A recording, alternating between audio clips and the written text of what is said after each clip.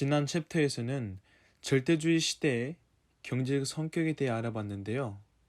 오늘은 절대왕정과 시민혁명에 대해 알아보도록 하겠습니다.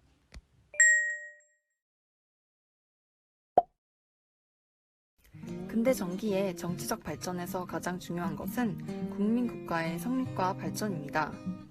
유럽에서 봉건적 정치 체제가 무너지고 중앙집권적인 국민국가 또는 민족국가가 형성된 건 15세기 중엽 이후의 일이었는데, 이러한 발전은 이탈리아와 독일을 제외한 대부분의 유럽 제국에서 이루어졌습니다.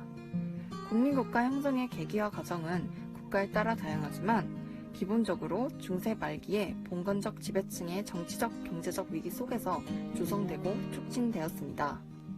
국왕은 번영하는 도시 상인의 경제력에 의존하며 봉건적 귀족 세력을 타도하고 자신의 지배력을 점차 확대하였습니다.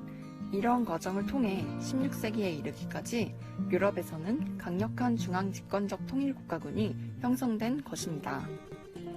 국민국가의 성립은 경제적으로 매우 중요한 의의를 가지는데, 이를 살펴보면 첫째로 국민국가는 국가적 통일을 이룩하였습니다. 그것은 분할된 영지를 단일 영토로 통합하고 봉건적 세력들을 국왕의 절대적인 지배하에 넣었는데, 이로 인해 중세적 지방주의가 극복되고 국민의식 또는 민족의식이 나타나게 되었으며 국민 경제의 테두리가 형성되었습니다. 둘째로 국가 권력이 커지고 통제가 확대 강화되었습니다. 절대군주는 전국적 규모에서 과세, 입법 및 사법에 대한 권리를 장악하고 경제를 통제하였습니다. 셋째로 국민국가는 정치적 통일과 대외적 독립의 유지를 위해 상비군을 창설 유지하고 국력을 배양해야만 했습니다.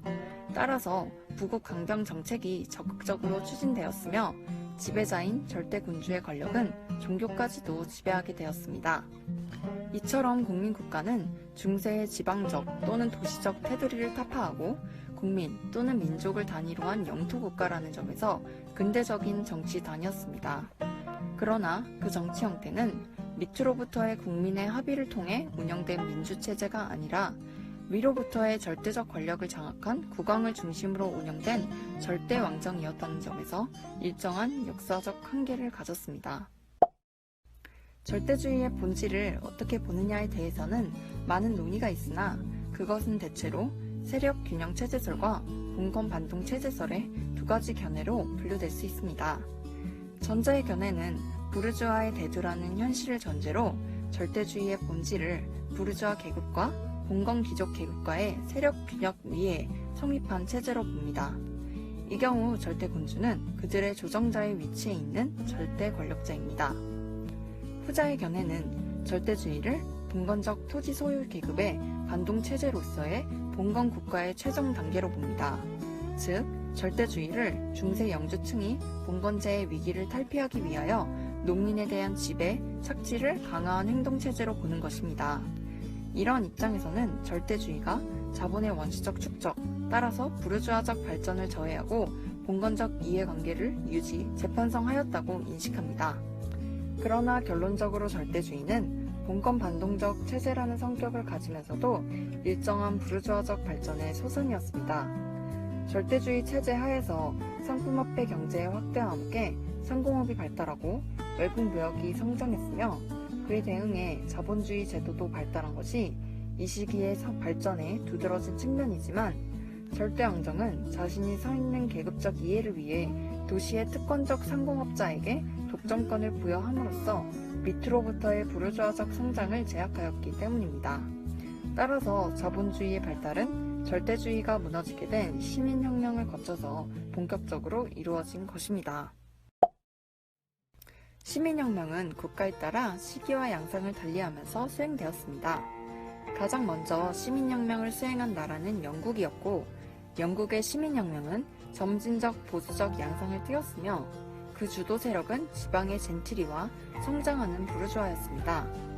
왕권이 제한되어 의회가 권력을 장악하고 절대주의를 뒷받침하던 기구가 폐지되고 기능이 약화하면서 시민적 자유가 확립되었습니다. 또한 토지 소유자 계급의 국왕에 대한 봉건적 의무가 폐기되면서 사적 토지 소유제가 제도적으로도 확립되었으며, 초기 독점과 산업통제 체제가 해체되면서 영업의 자유가 확립되었습니다. 한편 소상품 생산자는 보호되지 않았기 때문에 그들은 스스로 경쟁 원리 속에 뛰어들 수밖에 없게 되었고, 이것은 계급 분화, 즉 자본의 원시적 축적을 촉진하였습니다.